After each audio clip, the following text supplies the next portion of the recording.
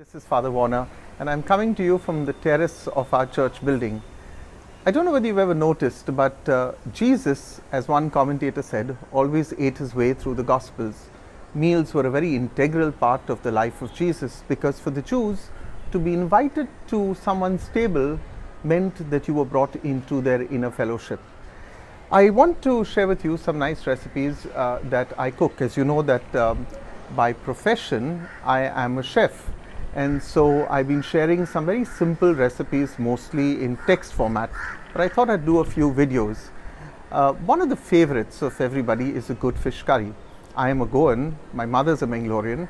A few days ago I posted a Goan fish curry, but today I'd like to show you a lovely fish curry that I get to eat very often thanks to Reena from my parish. Reena Furtado makes this awesome fish curry, and it's spicy, I must warn you. So I want to talk a little bit about the ingredients. She's used about 18 to 20 red chilies. Now these are Kashmiri chilies, and Kashmiri chilies give you a beautiful red color. There are other chilies that you can use that give you spice. These chilies are not spicy, so don't be afraid when you see 18 Kashmiri red chilies, they won't really kill you. I've got 1 whole tablespoon of coriander seeds. I've got half a teaspoon of turmeric powder. I've got about half a teaspoon of jeera. I've got 1 teaspoon of peppercorns, 3 cloves of garlic, and then 3 pinches of Ajwain. And this really makes all the difference to this fish curry because you get this lovely Ajwain taste lingering at the back of your palate. A small onion, and then I've got tamarind, the size of a lime. Now you need to clean this tamarind when you get it because you get a lot of the shell on it, so make sure you clean it. And then I'm going to use half a coconut. I'm going to now go to the kitchen and grind all of this, and I will show you what the ground mixture looks like. So we are back in my kitchen, and I took all of Reena Furtado's ingredients for a nice Mangalorean fish curry and I ground them, and this is what you get, a nice, this lovely red orange color, and that's what you really want in a good fish curry. Now I'm going to cook this, and to do that I am going to just use a nice clay pot. I use these earthenware pots, or I have some nice cast iron pots. You don't need to go to the gym for this, you just, okay, so a nice earthenware pot. Remember that when you get an earthenware pot, you need to season your pot, and one of the ways you can do it is you can soak it in water for about 24 hours and then boil water in it on very slow fire. The first couple of times when you use an earthenware pot, make sure that you cook in it on extremely slow fire, and then gradually, I know this is going to get a little hot, but you get this lovely color inside, a nice dark color. And the same with your cast iron pots, and then you really know you've been using your pots well. So I'm going to use maybe a large ladle of oil. I don't use too much of oil in my curries, and I'm going to let this oil just get a little warm. You don't need to heat it too much. So here you go. I'm just going to let that get hot a bit. So my really interest in fish curries go back to when I was a little child.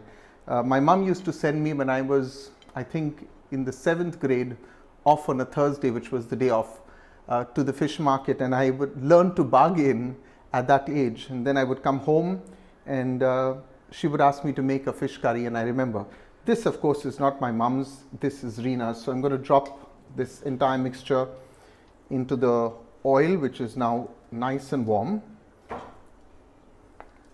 There you go.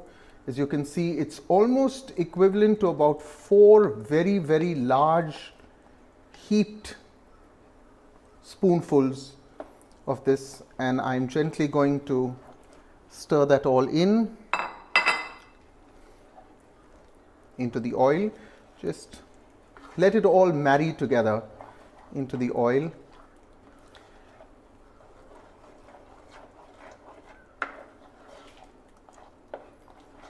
I hope you can see this on the camera. This is the first time we are doing this so that you can get a great understanding of how this is. So I've kind of let the oil and the masala now blend in, and I will stir this, so I make sure it doesn't stick. What's also going to happen is that this mixture, because it gets so hot, when you pour a little water, will kind of bubble a bit. But don't be afraid, you really can't burn yourself. The trick about cooking is just cook. Yeah, everybody's really worried about how will it turn out. You're going to ruin a couple of dishes initially, but that's perfectly all right. The more you practice, the better you get at it.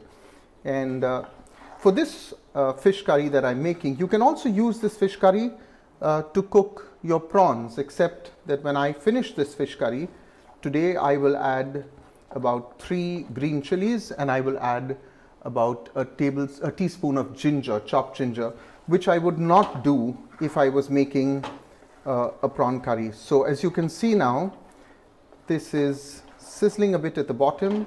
I'm stirring it constantly. What I want to do is to take off the rawness that is in the masala, just a wee bit. Just take off all that raw flavor. Now, one of the things I realized is that a lot of people don't like to share their recipes, and I think that's just a tragedy. I think a great Christian thing is to share, and food is something that brings us all together, yeah, at a table. There's no point taking your great recipes to the grave. Quite recently, a friend of mine, Leandro, he took all his mom's recipes and he had those recipes made into a little book. So I've turned down the heat now because, as you can see, it's really nice and smoky, and I don't want to waste any of this goodness which is in the plate, nor what was in the mixer, so I rinsed it all. I'm going to rinse this again. I want all of this. I don't want to waste a wee bit also. So there goes. Make sure you wash your hands before you do all of this. There you go. I'm going to pour all of that inside.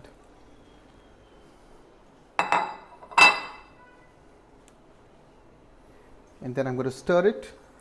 This is just a little of water.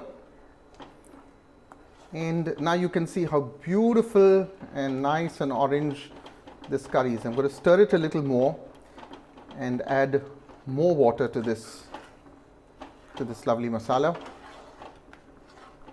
And you can see if you stop stirring it, it's just going to splutter like a volcano. So the easiest way to keep cooking it is to stir it and allow all the hot air to just simply come out. And to this I'm going to add water. By the way, I forgot to tell you that when I ground the masalas, I used about 1 cup of water to grind the entire masala. So how much of water should you add into your fish curry? Go easy and you'll make out this is way too thick. Can you see? And so I'll keep adding a little more water till I get the nice right consistency for a curry. I've almost used about 3/4 of a litre just now. And then now I need to also add some salt. So there you go. In some time I will add a little bit of more water, as I can see I need. So that's salt. I've got about 3/4 of a tablespoon that I'm going to add. And stir this all in. So I was talking about sharing recipes, yeah. Sharing is a great Christian thing to do, and we find this all over in the Bible. If you read the Acts of the Apostles, you will see that the early church shared. We saw this in yesterday's reading in chapter 4. The early church sold all their possessions and they brought it and they laid it at the feet of the apostles. Well, you don't need to sell all your possessions right now, but share some interesting things, especially during the lockdown. Food is a great way to keep everybody busy at home. And so if you have a great recipe, share it with everybody else so that they enjoy it. So here you go. We've got this lovely looking orange curry. Somebody the other day said to me, "Father, I think you got a great phone in which you're clicking great pictures." Well, if you got the right ingredients together, your curries are just perfect, and so are your photographs. So don't worry about color cropping your pictures. So I'm going to let this boil for a while. I'm going to cover it, let it boil, and I'm going to get back to you when this is done before I add the fish. So as you can see, I have left this curry with a lid over on a low fire, and I just let the curry itself boil, and there you go. So you can see, how do you know that you're doing well with your curries? Generally, if you use a lot of oil in your food, the oil begins to float on the top. So you also know whether your curry is made with a lot of oil or not. Here you just have a little layer of oil. I don't use too much of oil. You've got that lovely orange color there. I'm going to stir this just once so you get an idea. You've got a little bit of a skin on the top, which you just break. And now I'm going to add the fish. Now, this fish was given to me before the lockdown, so it was in the freezer. And the person who gave it to us thought we were going to make, I think, a whole fish fried. So they slit it. You would not normally slit a fish like this for fish curry. So I'm just going to put all of this inside. And now the magic really happens, because the flavor of the fish just gets infused into the curry. Now, sometimes a good thing to do with fish is to wash it with a wee bit of either lime and running water, or some people use a little bit of vinegar and water, and this also helps to take away the very distinct fishy smell that you get when you are dealing with raw fish. So I put the fish in, and I'm going to just let this cover for a few minutes. And remember that fish, unlike meat, doesn't need to be overcooked. So I'm just going to let this inside for roughly about 4 minutes. And here's why I'm going to say 4 minutes, because this is an earthenware pot. And even after 5 minutes, the heating process will continue, because the earthenware pots retain heat. If you're doing this in any other pan or a dish, it may not retain heat for so long, or rather the cooking process may not carry on. So you need to check. Fish generally should have a little bit of a spring to it. If you press it and it's too hard, it means you've overcooked it. You want the flesh of the fish that you're using to be nice, soft and tender. So I'm going to get back to you at the end of this to show you how I finish the dish. So I have left this lovely curry and the fish cooking for about 5 minutes now. I'm going to show you what it really looks like.